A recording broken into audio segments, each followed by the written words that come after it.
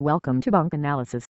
In this episode of Coast to Coast we hear from Lionel, who is an ex-prosecutor and civil libertarian.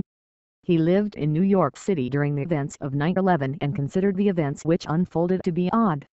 For example, Building 7 collapsed despite not being hit by a plane, and an independent investigation found evidence for nanothermite, the military-grade demolition material. Well, of course the World Trade Center buildings were demolished. How else would concrete and steel be reduced to a huge cloud of dust?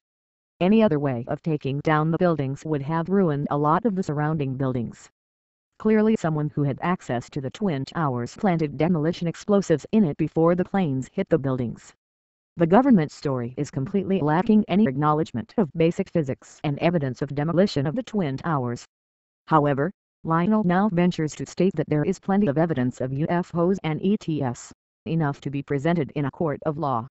The evidence includes the testimony of military witnesses as well as photo and video and declassified government documents. Unfortunately for Lionel, the existence of ETS on Earth defies basic scientific reality. Any life form needs energy to survive and move around, and this energy comes in the form of food and water. A little spacecraft is not going to provide these entities with enough food to survive.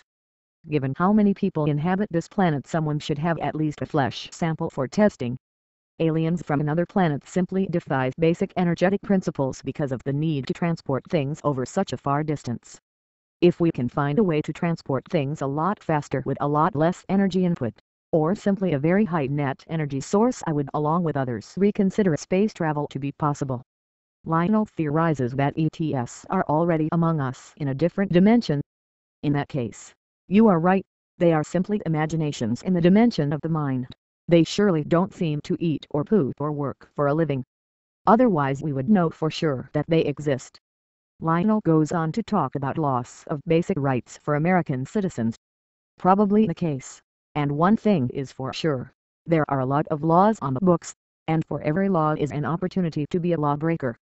I wondered if there are any laws about aliens out there. Alright, thanks for listening.